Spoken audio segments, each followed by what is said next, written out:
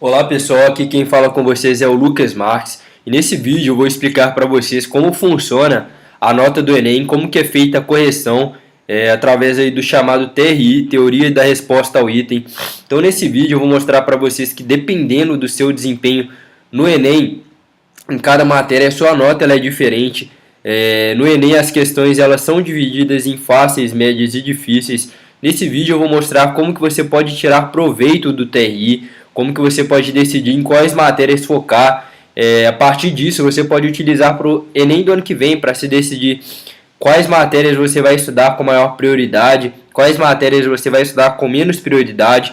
Então fique atento porque nesse vídeo eu vou falar de tudo isso e no final também como que você vai tirar proveito disso daí nos seus estudos, certo? Então vamos lá. A primeira coisa que você tem que ter em mente em relação ao TRI é que a nota ela varia de acordo com o desempenho geral dos candidatos. Então se todo mundo foi mal em uma matéria e você for bem, a sua nota ela é jogada lá em cima. Agora se todo mundo foi bem e você também, a sua nota ela não é tão elevada, ela não fica tão alta. Isso, como vocês podem ver aí, mostra o desempenho. Esse foi o máximo em cada matéria por Enem, no Enem de um ano que eu peguei aí. Então, como vocês podem ver, matemática, o máximo que você poderia tirar nesse ano que eu peguei como exemplo foi de 955 a nota. Mesmo que você fechasse a prova, você não chegaria em 1000. Nas outras matérias, o desempenho foi ainda abaixo disso. Como vocês podem ver em linguagens e código, o máximo que você poderia tirar, mesmo fechando a prova, foi de 817. Então, se a gente for pegar a diferença aí de linguagens de códigos para matemática, uma diferença aí muito grande, praticamente 130 pontos de diferença. Essa é uma diferença que te coloca aprovado em um vestibular de medicina, ou às vezes nem aprovado em um vestibular nem tão concorrido. É uma diferença muito grande. Então isso faz total diferença na hora de você focar em qual matéria estudar mais. Então, por exemplo, matemática, se você quer ser aprovado em um curso concorrido, você tem que dar um foco maior, você tem que buscar realmente fechar a prova, porque 955 é uma nota muito grande. Em alguns anos, a nota de matemática pode chegar a ultrapassar 1000 pontos. Não sei se vocês sabem, mas as provas vêm crescendo em dificuldade nos últimos anos. E como acho que é óbvio para todo mundo, o ensino no Brasil não vem melhorando. Então a tendência é das notas realmente caírem. Então você vai conseguir notas provavelmente mais altas a cada ano. E matemática é um desses casos. Então nos últimos anos aí chegamos a ter notas de 1000 pontos, acima até de 1000 pontos. E com uma nota dessa aí, você não indo mal nas outras matérias, você praticamente garante a vaga em qualquer curso. Principalmente se tiver uma boa nota na redação também. Então pense nisso, focar mais em matemática, ciências da natureza também, porque ciências da natureza, no caso, a dificuldade cresceu bastante nos últimos anos. Nesse ano agora de 2016, a dificuldade cresceu, ciências humanas também. Então foque mais, eu diria para você, em matemática, ciências da natureza e ciências humanas, no caso, você tem que estar focando. O que vem aumentando a dificuldade nos últimos anos é a questão de filosofia e sociologia. Então dê um foco maior, principalmente na prova de matemática, se você quer ser aprovado em vestibular concorrido. E nunca esquecendo da redação, que você pode ter também um desempenho aí chegando a 1000 pontos. Passando aqui a outra coisa importante de você ter em mente em relação ao TRI, é que ele é feito para avaliar suas habilidades em cada matéria. Então ele avalia suas habilidades dentro de questões fáceis, médias e difíceis.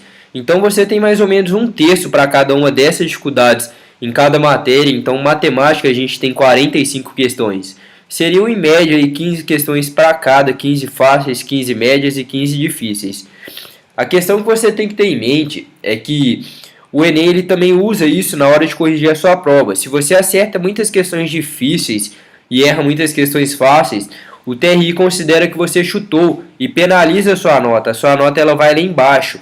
Então, é isso que eu vou falar aqui agora. Vou mostrar para vocês um gráfico do número de acerto em várias provas, aí, na verdade em todas as provas do Enem, e a nota da redação e a média aí geral. Então, como vocês podem ver, por exemplo, ciências humanas, teve gente nesse ano especificamente que acertou 42 e teve gente que acertou 38 e teve um desempenho maior, na verdade quase igual de quem acertou 42. Agora teve gente que acertou 42, se vocês não estão acompanhando, está aí na esquerda, na parte superior do seu vídeo. Então teve gente que acertou 42 e tirou 830 e gente que acertou 42 e tirou 786. Isso porque provavelmente essa pessoa que acertou 42 questões e tirou 786, ela talvez tenha errado 3 questões fáceis e acertou todas difíceis. Agora a pessoa que acertou 42 e tirou 830, provavelmente as 3 que ela errou foram questões consideradas difíceis, então ela não foi penalizada pelo TRI. Isso acontece em todas as outras matérias. Então, como que você vai tirar proveito do TRI na hora da realização da prova e da sua preparação? Da sua preparação, eu recomendaria você sempre focar em primeiro lugar em matemática e redação. Depois que você já estiver bem nessas matérias, aí você começa a focar nas outras. Não estou dizendo para estudar somente matemática e redação até ficar fera, mas guarda um tempo maior, guarda 50% a mais de tempo para você estudar matemática e redação. Então, se você estuda, por exemplo, 2 horas cada matéria por dia, você vai estudar matemática e redação em média em 3 horas, separando mais ou menos isso daí, para vocês terem uma ideia. Se você não sabe como montar cronograma de estudos, se você não sabe como se preparar, aí você se inscreve no canal, porque aqui no canal já tem alguns vídeos falando sobre isso. Também vão ter vídeos futuros aí explicando ainda mais. Você pode deixar aí nas mensagens também que eu posso te responder caso você tenha alguma dúvida.